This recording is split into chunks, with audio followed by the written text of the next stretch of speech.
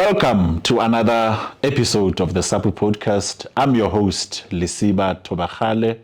Today, we are taking further the process of recruitment in South African Police Service. I am joined by Brigadier Bokaba, who was here on the very same podcast. But today we are taking it further in terms of how far is SAPS with the recruitment process. Brigadier, welcome to the SAPU podcast. Thank you so much. This will be my second home, I believe, until we finalize the project. But I'm happy to be here, and thank you so much for always inviting us to come and talk to the applicants, and good morning to all the viewers. Yeah, we appreciate you coming to represent SAPS in this regard. I mean, it is important for us as an organization to really help applicants in this regard so they can know how far the process is. And if we remember last time when you were here, we took it broadly in terms of the recruitment process. I just want you now to take us through in terms of, as we speak of now, how far the process is, where in the recruitment process are we? Okay, thank you so much. And I think it's critical that we keep our applicants updated. Yes. Because we are receiving a lot of inquiries, from the applicants to request and want to know where are we in terms of the process. And some are saying you are not calling us. What is happening? Yeah. So thank you so much for this opportunity you are giving us.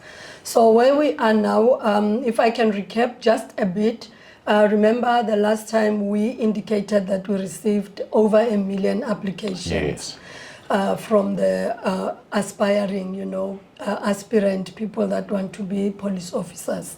So we did our verification where we were checking. Remember, I did indicate previously that we will be prioritizing. If you have only 5,500 posts and you received over 1 million applications, obviously there must be a criteria that we utilize to get to the 5,500. So we did the verification, and in the adverts we had indicated that we will follow an order of priority, meaning we'll start with the graduates with driver's licenses. So that is where we are. We sifted through the applications and we identified over 52,000 graduates with driver's licenses. And I'm talking about your law graduates, your policing graduates, masters, BScs. I'm talking about technology management qualifications that we identified. Across South Africa, it's more than 52,000 graduates that applied. So we invited the 52,000 starting from the 13th, on Monday the 13th of October 2025. We started with our psychometric assessments. So that is the first phase in the selection process after our administration filtering. After we had verified to say the qualifications they submitted, are they 3-year or 6 months and so on. So the 52,000 is definitely your diplomas, degrees, masters and so on. So so we have a lot of graduates in South Africa that are looking for a job. So we invited them. We started across the country in all 9 provinces. We invited those graduates to come for psychometric, and the process is planned, to continue until the 31st of October 2025. So we are expected to assess 52,000 plus graduates to see if they conform to our psychometric profile to become a police officer. I won't get deeper into what the psychometric assessment is, because a qualified psychologist need to come and talk to that. But in a nutshell, we are saying we are assessing if an applicant will be able to function in the environment of SAPS, Mosu, especially this particular post. They will be working in the front line with gruesome, scenes, gruesome incidents. They will need to be able to, be function in those particular instances. So that is basically what we are assessing. And in addition to the psychometric assessment, we are also assessing integrity to see the integrity of a person. Will that person be easily corruptible? Will that person serve the community of South Africa with integrity, and so on? So that is where we are right now. Now, this process I've already indicated, it will run until the 31st of October to make sure that we get our applicants. So just to indicate to the applicants, we send out the invites through SMSs. Okay. Now, remember they submitted the applications online this time around. So what the applicants has deposited on the system when they were applying, it's the information we are utilizing. And the challenge so far that we came across is the issue of the cell numbers. You know, applicants change cell numbers without informing, the organization to say, look, I use this cell number. If you're looking for me, here's the new number. But then coupled with that is the fact that the system has now, been closed because of the closing date. And they can't deposit anything. Yeah, they can't amend any information. However, it is very important for applicants to note that should you change any information, you need to go to your nearest recruitment center to go and inform the recruitment personnel that you have amended, you have changed either your cell number or your address or whatever information. Some of the applicants indicated they since graduated, but when they were applying, they didn't have the qualifications. So they can go and deposit their qualifications at the nearest recruitment centers. You'll remember that on our advert itself, we provided the applicants with addresses. Yes. So they can go back to their advert to check the addresses where they can go. If an applicant is not sure where to go, they can go to the nearest police station at the HR section. Then they will direct them to the recruitment center that's dealing with this project. So it's very, very critical and important for applicants to please go and update their cell numbers.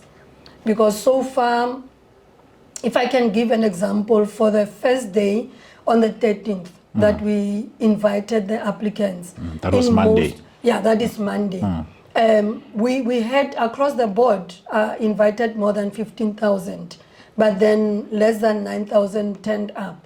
And when you check, you find that they changed cell numbers, we couldn't get hold of them. So what we also encourage our recruitment officers is that if they don't get hold, if maybe the SMS doesn't go through, they must also, telephonically try to call the applicants.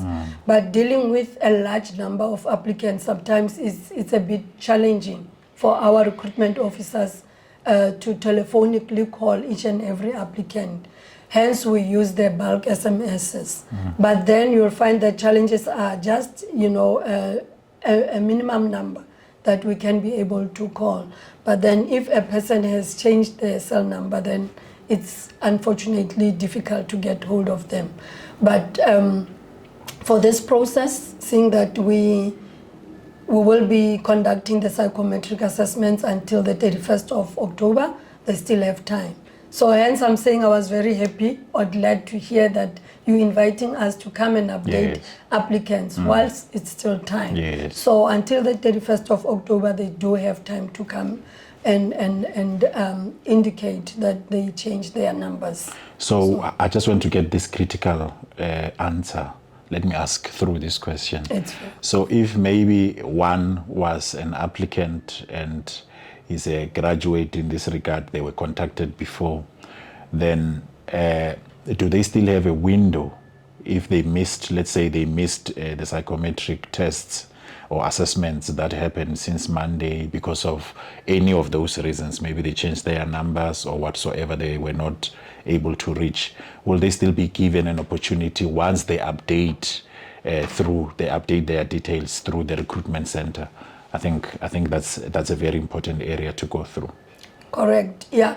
Hence, in our planning, we leave room. If we say we're ending the assessments on the 31st, when we communicate with our provincial offices, we indicate that where an applicant, like for instance, now we're dealing with graduates, Yes. and most of them are still writing exams, with other, qualifications. So on Monday, when I was visiting, Monday and Tuesday, when I was visiting the, assessment centers, some of the applicants were actually calling there to say, today I'm writing my exam for my master's qualification. Can I be given opportunity to come the next day or whenever? So we leave room for that.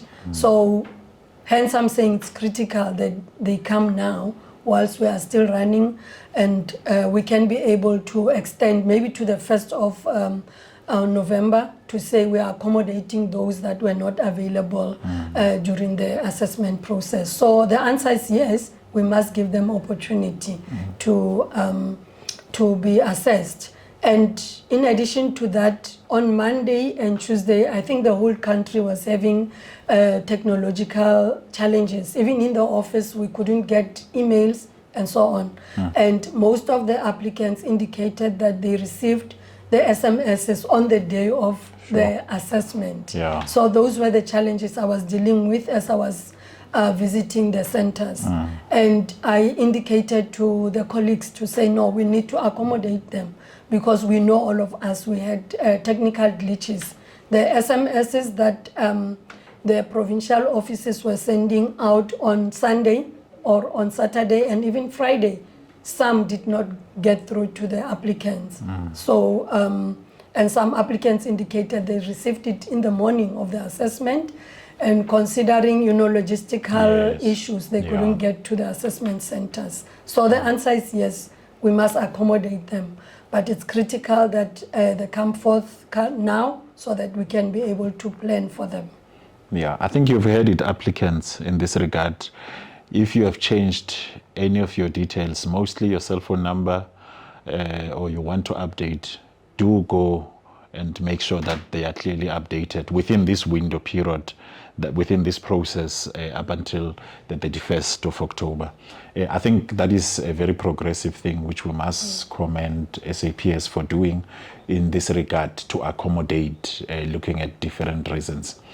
And if I can add, sorry to interject, I think it's also critical to indicate to the applicants, I think I touched on it but briefly, to say at the current moment we are looking at the graduates. There are applicants who are matriculants with driver's licenses. We have not called them yet. So if the applicants are matriculants, they should give us an opportunity, to finalize this process with the graduates, and we will be able to communicate at some stage to indicate whether we will be inviting matriculants or not.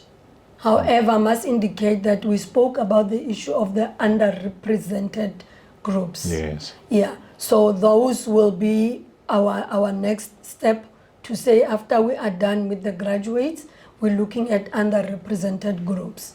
And, they will be contacted. However, the applicants must give us opportunity, to deal with the graduates, and we will be able to communicate in terms of applicants with matric to say what is the way forward. Yeah. We hope that we will be invited again in this. No, definitely. We will open the platform because we believe that it is one of the platforms that we can use, and for you to come and really speak to the applicants in this regard and to the society at large on this critical issue of recruitment. So definitely be rest assured, you will be invited again. Thank you, we appreciate that. Yeah, I mean, from 1 million plus applications, you trim down to 52,000. And yeah, the process is on. I think if e-recruitment was not introduced, your process would have been something else. I think we must commend the introduction of the e-recruitment. So let's move now. I know we are not there yet, but what is it? What will be the next step, and how do applicants now prepare themselves for the next step, because I think it's one of those critical steps that would follow for those who will succeed through the psychometric assessment that they are going through now. Thank you. I think it's important to indicate that already from the first group that we assessed on Monday, we already received the results yesterday. And that was fast. That was fast. Yes, yeah, we already received the results. So on a daily basis, the provincial offices or the assessment centers, they are sending the answer sheets through to head office to be marked. And maybe it's important or critical to communicate, to the applicants, to say there's nobody sitting there marking with a pen, because there had been some belief to say, some people are being, failed on, I don't know how, but there has been that complaint to say, but the results are being tampered with. So I must indicate that all the psychometric answer sheets are sealed by the psychologist as and when they complete writing the exam. It's not actually an exam, it's an assessment. Yes. So after completing that assessment process, there are psychologists. Even myself, I'm not allowed into the rooms where the psychometric assessment is taking place. Only the qualified psychologists deal with those processes. So it's very much important to note that qualified psychologists and no recruitment personnel or administration personnel must tamper with any of those answer sheets. As and when they are done with the assessment itself, the psychologist on site seals the envelopes. They are sealed by the psychologist and sent through to head office, psychological services, to be marked by a scanner. It is only a scanner. There's no one sitting there marking, it's a scanner. So there's no exam center there? No, there's no exam center. There's no individual people marking and so on. I think it's important. It's a scanner. It's a machine that is designed by the professionals to mark and assess and say, are you fit for this particular job or not? And applicants must not take it that if the result is that I was found not fit for this job, this particular job. It's not that a person is disabled or whatever. So they need to understand that it's for this particular job that they will be dealing with. Remember, they will be picking up dead people. They will be dealing with gruesome, scenes and so on. So we need to assess if a person will be able to function. And it's done by professionals. Not Brigadier Bokaba sitting somewhere. I'm an administrator. I'm not a psychologist. So I also receive the results from psychologists. So it's very critical for applicants to understand that. So there will be, some will be getting through SMSs to say fit or not fit, So every applicant will get the results. They will be notified. They will be notified through different processes to say you were fit. You are found to be fit through the psychometric assessment. So they will be getting results to say fit or unfit. Yeah, but please, the applicants must not take it that there's something wrong with me and so on. It's just for this job, particular job. The profile the for description. The specific job. Correct. So that is very critical maybe for the applicants to understand. So once we receive the results, the applicants will be taken through to the next step. They will be actually invited for a fitness assessment. It's a physical fitness assessment that's designed for the police officers or for the trainee to be able to, go through the training program that we did, that has been designed also by professionals and not by Brigadier Bokaba from HR. So it's very critical for applicants to note that human resource management is the administration processes. So Yes. there are professionals in each category that are doing that. So our fitness assessors are now ready. They will be doing our fitness assessments. And we had planned that at least by the 3rd of November, we start inviting applicants for fitness assessment. So it will also be done by professionals, but we will only be inviting applicants that were found to be meeting the criteria for the psychometric assessment. So we have planned that we start on the 3rd of November with the fitness assessment. Okay. Now you see, now it's getting clear in terms of each process to say, Correct. if one succeeded here, when should they expect to go through to the next process? Yeah. But how does an applicant then prepare? I mean, we're talking about physical fitness, assessment in this regard. How do applicants prepare themselves for that next process? I think it's critical, maybe firstly, to all of us understand that as a police officer, you need to be physically fit. Yes. Hence, we've already done the psychometric assessment. We say you need to be mentally fit, physically fit, and medically fit. So all these steps, we are using, let me say, professionals to assess that. Psychologist has already assessed the psychometric assessment. Now there are fitness, assessors that will be doing that for us. So they're looking at different dimensions, but the basic is that an applicant must be physically fit. They look at the issue of your if you are able to run a certain, without getting into the program itself, because it can be explained by the professionals. But then what we've done to make it easier for the applicants, we circulated a video to assist our applicants to prepare for that particular invite. When it comes, then it finds you fit. But then we want to encourage the applicants to be basically fit without, this program itself. But if you are a person who's always going to the gym, who's always jogging, running, you should easily go through the program. So we are looking at your body mass index, not more than 30, we are saying.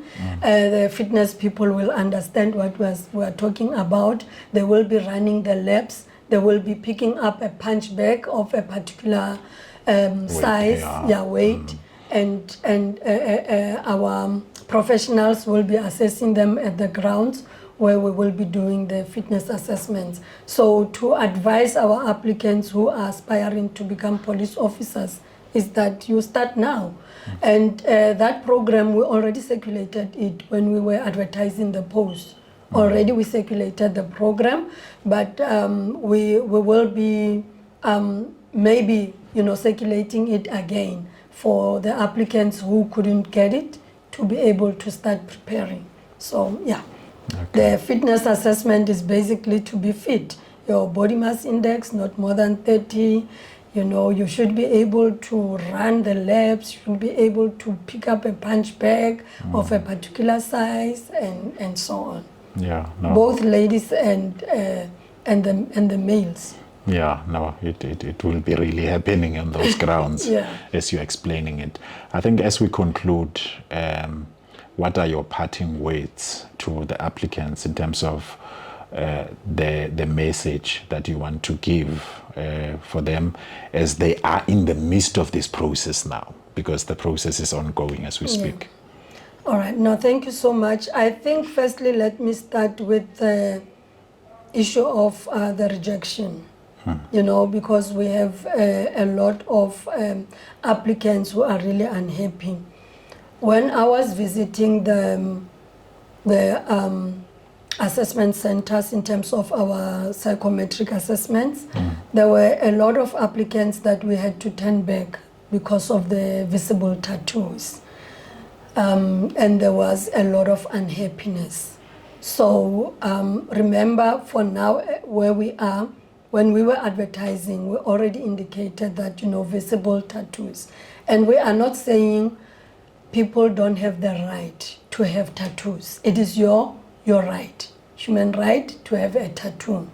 However, in terms of the policy prescripts, visible tattoos cannot, we cannot accommodate applicants with visible tattoos. So all those applicants that we have already turned back, the message is that, the requirements need to be adhered to. And there are reasons why we are saying as the SAPS that you cannot be wearing uniform and have visible tattoos. So we need to address that as well, to say it's not all system lost. Everyone has got, their own destiny where they will eventually be appointed. And secondly, we need to encourage and say policing is a calling, Lisiba. It is a calling. If you are destined to be a police officer, you will be, no matter what. And our processes are such that we are open. Here we are talking about, all these requirements. It is open. And we need to encourage our applicants. Well, I must share to say, as I was talking, engaging with applicants on Monday, when we started on the 13th, I was checking, are you actually looking for a job? Or do you feel that it's a calling that you want to serve your country? It is very important that even though we're looking at graduates, Yes. It must be a calling. It must be something that you feel from within that I want to serve. And I indicated to the applicants, I said, are you aware that the stipend is such and such an amount? And one of the applicants was like saying, I'm a graduate, how can you give me such a small amount? And there, I was concerned to say, but, we are not a money-making organization, but we are here to serve the country. We are here to serve our communities. And there's different,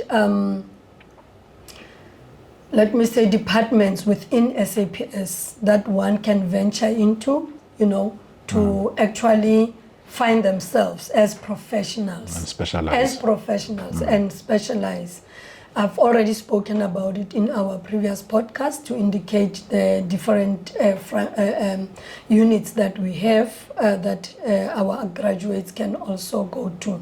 But I want to encourage applicants to say, if this time around you couldn't go through, there's always, the next steps, there's always the next adverts.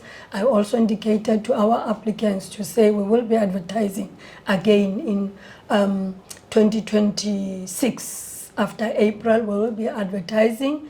Those that can't make it this time, please try again next time, and so on. So I want to encourage our applicants never to give up. Never ever to give up. There's always hope. There is always hope. And to also say that let policing be a calling to you and not necessarily a money-making scheme, for lack of any other better words, to come and say, now I want to see how I can make money, because it might lead to corruption, when you are in the system. So let it be a calling to you to say, I want to serve my country. I want to be the man and a woman in blue, and with pride serve my country. And looking at the graduates, we are professionalizing the SAPS. We have doctors in the SAPS already. We had a lot of professionals. I think the other day you were having, the professionals from our employee health and wellness, psychologists and so on. We have divers, we have a lot of dimensions or units that they can venture into as professionals. So we are not looking at money-making scheme. I want to encourage our young ones to say, let this be a calling to you. Let this be a career of choice, where you are going to proudly serve. We started young, and here we are. We are now leading we are now inputting professionally into the organization.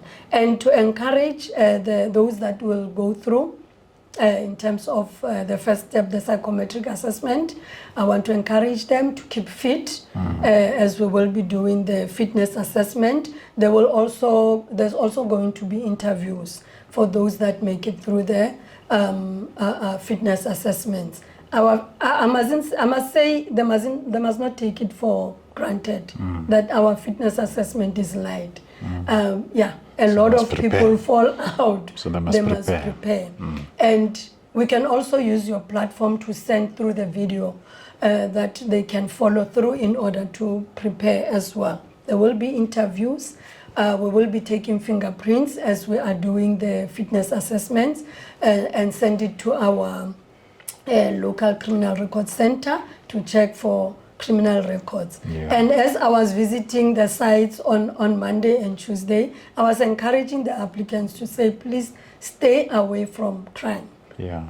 And also, unnecessary fights and so on, because they pick up records so easily by slapping a person and the person open a case. It's already a record.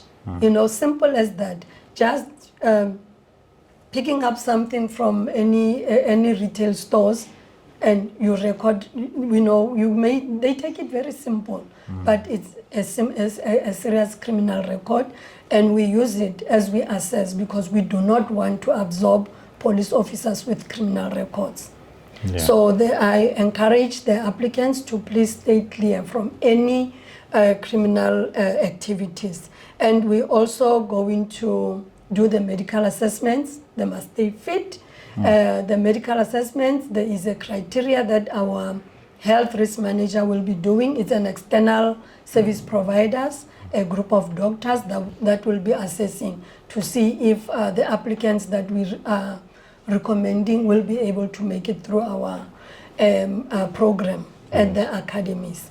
So I want to also wish best wishes actually to our applicants, those that will make it through. I think it means that you will be destined, to serve the community. That's all it is, serving the community, and not necessarily, coming to make money, but to serve the community. So I would like to encourage our applicants to stay clear from anything that will hinder them from making it through the process. Thank you so much for unpacking it for us. I think the issue of criminal record, it's quite important. Sometimes emotions, they can really go up, and one finds themselves having done something that they would regret at a later stage. So I think it's a great advice that you are giving to the applicants to really, by talking, hold yourself. This is a period where you don't want to find yourself wanting when it comes to anything that has to do, that can touch a criminal, that can give you a criminal record, even though you don't have one. I think let's take this opportunity to thank you and reassure yourself as well that as the process is moving on, we would also do invite you to give us, like you have given us in this episode, on how far the process is, what to expect, and even the time frames you have given us, that you have given even to our applicants. We indeed appreciate in this regard, and thank you for coming. Thank you so much to you and for inviting us and giving us this platform to come and talk to our applicants, encourage them, maybe give also the steps as we are going through all the steps, and maybe lastly to say the reporting date for the academies for the training will be somewhere around January, February. So we will be very busy, hectic, even this through this festive season. So we expect to still be busy. So if the applicants can just always be available for us, so as the process is running. In the SAPS, there's no festive season. So we work through the festive, actually the festive season, that's where we are out there doing our work. So this is where we need to see if an applicant can be able to work and not tell me I'm on holiday and so on. So we encourage our applicants to, be available as and when the call comes to say, come and do this particular step. So thank you so much for having us and for also putting us out there on the map to say the SAPS is busy with this project. No, we really appreciate it. We also appreciate you coming. That was Brigadier Bokaba from HRM in South African Police Service. Catch us in the next episode of the SAPU podcast. Till we meet again.